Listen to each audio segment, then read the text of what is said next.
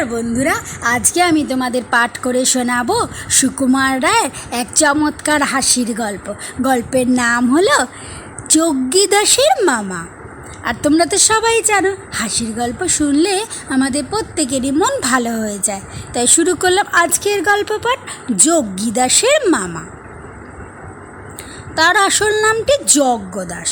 সেদিন প্রথম যেদিন আমাদের ক্লাসে এলো পণ্ডিত মশাই, তার নাম শুনে ভ্রুকুটি করে বললেন, যজ্ঞের আবার দাস কি? যজ্ঞেশ্বর বললে, তবু না হয় বুঝি। ছেলেটি বলল, আগে আমি তো নাম রাখিনি, নাম রেখেছেন খুড়ো মশাই। এই শুনে একটু আমি ফিক করে হেসে ফেলেছিলাম। তাই পণ্ডিত মশাই আমার দিকে তাকিয়ে বললেন, বানান করো যজ্ঞ দাস।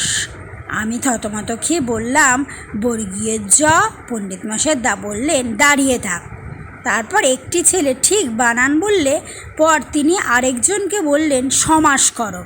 সে বেচারা ভয় পেয়ে বলল, যজ্ঞ ছিল দাস, হলো যজ্ঞ দাস। অর্থাৎ পণ্ডিত মশাই বললেন, থাক থাক, আর বলতে হবে না।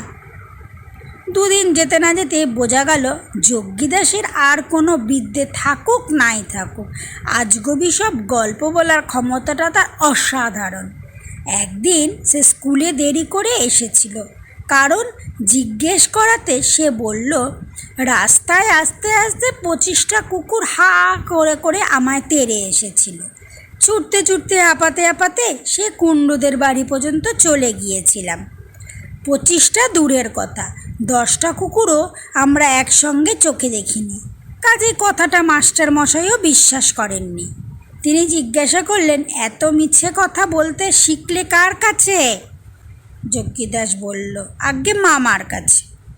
সেদিন হেডমাস্টার ঘরে যজ্ঞি দাসের ডাক পড়েছিল। সেখানে কি হয়েছিল আমরা জানি না, কিন্তু যজ্ঞি দাস যে খুব খুশি হয়নি সেটা বেশ বোঝা গেল। কিন্তু সত্যি হোক আর মিথ্যে হোক, তার গল্প বলার বাহাদুরি ছিল। সে যখন বড় বড় চোখ করে গম্ভীর গলায় তার মামা বাড়ির ডাকাত ধরার গল্প বলতো, তখন বিশ্বাস করি আর না করি শুনতে আমাদের খুব মুখ আপনা হতেই হা হা হয়ে হাসি আসতো। যজ্ঞি দাসের মামা কথা আমাদের ভারী আশ্চর্য ঠেকত।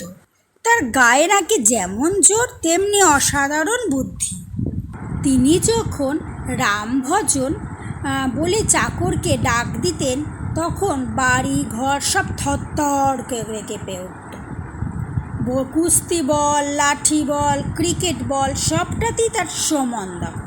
প্রথমটা আমরা বিশ্বাস করি না, কিন্তু একদিন সে তার মামার ফটো এনে দেখালো। দেখলাম পালোয়ানের মতন চেহারা বটে। একবার ছুটি হতো আর যজ্ঞি দাস তার মামার বাড়ি যেত, আর এসে সব গল্প বলতো, তা কাগজে ছাপাবার মতো।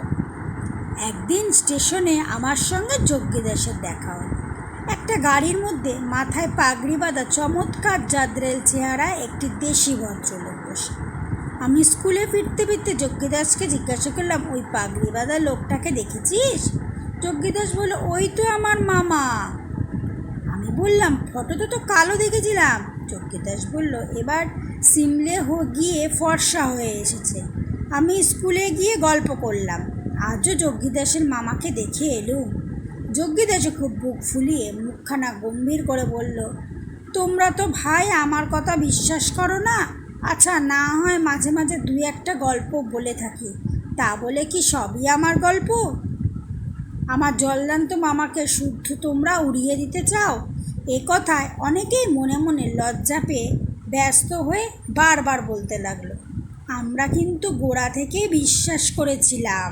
তারপর থেকে মামার প্রতিপত্তি অনেক বেড়ে গেল। রোজই সব ব্যস্ত হয়ে থাকতাম মামার খবর শুনবার জন্য। কোনোদিন শুনতাম মামা গেছে নাকি হাতির গন্ডার বাঘ মারতে। কোনোদিন শুনতাম একাই তিনি 5টা কাবুলিওয়ালাকে ঠেঙিয়ে ঠিক করেছে। প্রায় এরকমই হতো। তারপরে একদিন সবাই আমরা টিফিনের সময় গল্প করছি, এমন সময় হেডমাস্টার মশাই ক্লাসে এসে বললেন, যজ্ঞ দাস, তোমার মামা এসেছেন। হঠাৎ যজ্ঞ দাসের মনখানা আমশির মতন শুকিয়ে গেল। সে আমতা আমতা করে কি যেন বলতে গিয়ে আর বলতে পারল না। তারপর লক্ষ্মী ছেলেটির মতন চুপচাপ মাস্টারমশাইয়ের সঙ্গে চলে গেল। আমরা বললাম, ভয় হবে না, জানো তো কীরকম মামা। সবাই মিলে উৎসাহ আর আগ্রহে মামাকে দেখবার জন্য একবার ঝুঁকে পড়লাম। গিয়ে দেখি একটা রোগা কালো ছোকরা গোছের ভদ্রলোক চশমা চোখে গোবেচারার মতন বসে আছে। যোগ্যীদাস তাকে গিয়ে প্রণাম করল। সেদিন সত্যিই আমাদের রাগ হয়েছিল। এমনি করে ফাঁকি দেওয়া, মিথ্যা করে মামা তৈরি। সেদিন আমাদের ধমকের ছোটে যোগ্যীদাস কেঁদেই ফেলল। সে তখন স্বীকার করলো যে ফটোটা কোনো এক পশ্চিমী পালোয়ানের, আর সেই ট্রেনের লোকটাকে সে চেনে না। তারপরই কোনো আজগবি সব জীবনের জিনিসের কথা বলতে হলেই আমরা ভাবতাম যোগ্যীদাসের মামার মতো। আমার গল্প পাঠ এখানেই শেষ হলো। গল্প পাঠ যদি ভালো লাগে তাহলে আমার চ্যানেলটাকে সাবস্ক্রাইব করে আমার পাশে থাকবেন। নমস্কার।